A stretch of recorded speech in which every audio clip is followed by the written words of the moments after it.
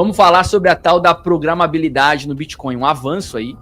Parece que temos um avanço no sentido dessa história. Inscreva-se, curta e ative o sininho. Análise Cripto. Tá? Eu quero mostrar aqui para vocês o seguinte, ó. Essa notícia aqui que vocês estão vendo na tela, ela saiu fazem alguns dias já, faz uma semana. Ela fala que desenvolvedores do Bitcoin estão trabalhando com a Starkware e com a Blockstream, e eles afirmam avanços nesses novos recursos para garantir programabilidade ao Bitcoin. Tá? Esse aqui foi um documento que eles lançaram, isso aqui foi um documento lançado por esses caras dias atrás e que explica um pouco do que eles estão falando aqui. Eu vou passar para vocês pelos principais pontos. Eu não estou mostrando a tela, calma aí. Aqui, ó. Essa é a notícia e esse é o documento, tá? Eu vou jogar o documento para vocês no chat. Para quem quiser ler, depois ler. E eu passei pelos principais pontos desse documento, tá? Em linhas gerais, o que vocês precisam saber é que um grupo de importantes desenvolvedores do Bitcoin que estão tentando trabalhar com outras equipes, com equipes diversas, de competências diversas, estão dizendo ter conseguido um avanço no maior e mais antigo blockchain de todos, que é o Bitcoin, e assim proporcionando uma maneira de adicionar um tipo de programação no Bitcoin que é conhecido como Covenants, que poderia desbloquear funcionalidades importantes, como novos recursos em carteiras, eventualmente stake, cofre, né? E, por fim, o tal do objetivo dos protocolos de segunda camada de verdade. É importante deixar claro que a técnica não exigiria alterações no código principal do Bitcoin, que é algo complexo. Inclusive, falei ontem na live de membros que uma das características do Bitcoin é ele não ser mutável de maneira simples. O que muita gente enxerga no Bitcoin como um atraso, como um problema, eu vejo como uma qualidade. Então, é um problema complexo você fazer qualquer... Não é um problema complexo. É complexo você fazer qualquer tipo de alteração no código de Bitcoin. O que eu acho que é uma qualidade. Então, esse consenso necessário para haver uma mudança no Bitcoin é visto recorrentemente como um problema, né? Como uma maneira de manter o Bitcoin engessado. E, então, para que as alterações acontecessem, seria necessário alcançar um consenso, né, para finalmente isso ser visto como um sinal verde e acontecer o que o pessoal conhece como soft fork. O anúncio desse documento, né, que foi detalhado de maneira bastante clara, ele foi intitulado de Collider Script, né, Covenants no Bitcoin via 160-bit hash collision, e a publicação vem no momento em que muitos desenvolvedores estão tentando adicionar programabilidade a camadas de redes adicionais que poderiam levar não só a criação de aplicativos sendo construídos sobre o Bitcoin, mas também a execução de transações mais rápidas e mais baratas. Tá? O objetivo desses caras é alcançar o que a Ethereum já alcançou, mas herdando efetivamente a segurança robusta do Bitcoin. Tá? A equipe, que foi liderada pelo Ethan Heyman, que é um dos autores de uma técnica proposta conhecida como Opcat, ela garante aumentar a programabilidade em torno do Bitcoin. Outros autores desse novo artigo incluem os executivos, alguns dos principais executivos da Starkware, o Victor Kobolov e o Avihu Levi, e o Andrew Poelstra, que é um desenvolvedor de Bitcoin de longa data, que atualmente é o chefe de pesquisa da Blockstream. Tá, então, esses caras lançaram esse documento que vocês estão vendo na tela, fazem 7 dias que isso aqui foi divulgado, no objetivo de tentar entregar programabilidade ao Bitcoin. E aí, galera, é o seguinte, aí tá acontecendo a DevCon lá em Bangkok. E esse cara aqui que vocês estão vendo na tela, ele é o CEO da Starkware. É o Eli Ben Sasson. Cara que muita gente conhece.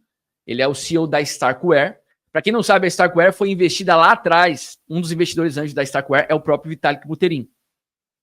E esse cara disse na DevCon, agora, essa notícia aqui saiu no dia de de hoje, 6 horas atrás. 6 horas atrás. Então, esse cara, que foi um dos caras que ajudou a escrever esse documento aqui, esse documento foi lançado há 7 dias atrás, ok? Esse cara que escreveu esse paper, agora na DevCon, ele falou que uma grande atualização na rede Bitcoin permitiria que em algum momento nos próximos 12 meses a gente tivesse programabilidade no Bitcoin. Então ele falou lá para o Cointelegraph, que foi quem escreveu essa reportagem, na DevCon 2024, que está acontecendo na Tailândia, começou dia 12, vai até amanhã, eu acho. E ele disse que a introdução do Opcat habilitaria um conjunto de novas funcionalidades no Bitcoin, incluindo covenants, ZK rollups e, por fim, alcançaríamos as chamadas redes de segunda camada no Bitcoin de verdade. A introdução do Opcat faria com que a Starknet, olha só que interessante, a Starknet, que é uma L2 da Ethereum, se tornasse a primeira rede de camada 2 a se estabelecer nativamente em Bitcoin e em Ethereum. Então, aqui, olha só que interessante, o Fábio Catalão é que deve estar feliz com essa informação. Essa notícia aqui me dá vontade de voltar a olhar para a Starknet, hein? Porque a Starknet é uma segunda camada da Ethereum, e esse cara aqui ajudou a escrever esse paper aqui, o que supostamente faria com que esses caras aqui pudessem, então, nativamente se estabelecer em Ethereum e Bitcoin como segunda camada. Isso aqui é bem interessante. Bem interessante mesmo. Abro aspas aí para o nosso amigo Sasson.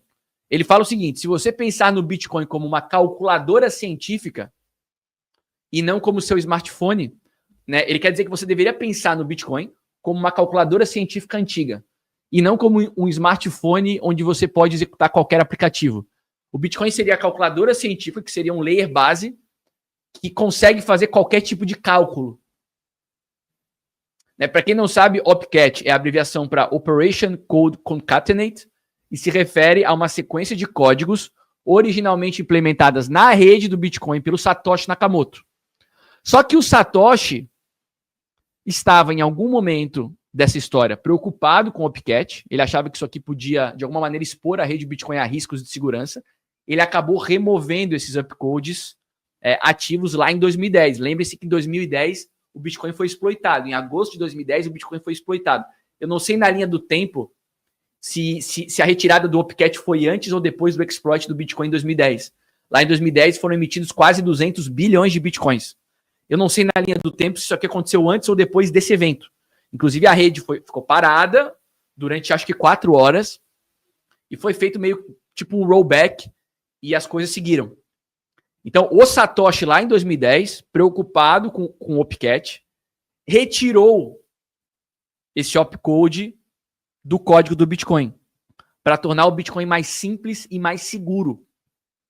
Só que agora, em outubro de 23 do ano passado, o Ethan Hellman, que é o engenheiro-chefe da Botanics Labs, e o Armin Sabori voltaram a falar em Opcat e apresentaram uma proposta para reativar o opcode por meio de um soft fork na rede Bitcoin. Só que é um soft fork, né? A gente não sabe se isso vai acontecer ou não, tá? Não sabe se vai acontecer ou não. De toda forma, isso talvez seria necessário para que alcançássemos a programabilidade nativa no Bitcoin, tá? O Ben Sasson disse também que o objetivo por trás da incursão do Opcat e da Starkware no espaço do Bitcoin, das L2 do Bitcoin, é permitir que o Bitcoin alcance a sua missão e propósitos originais. Eu discordo. Mas qual seria, na opinião dele, a sua missão e propósitos originais? Isso faria com que o Bitcoin se tornasse uma rede de pagamentos que atualmente é muito cara para ser isso.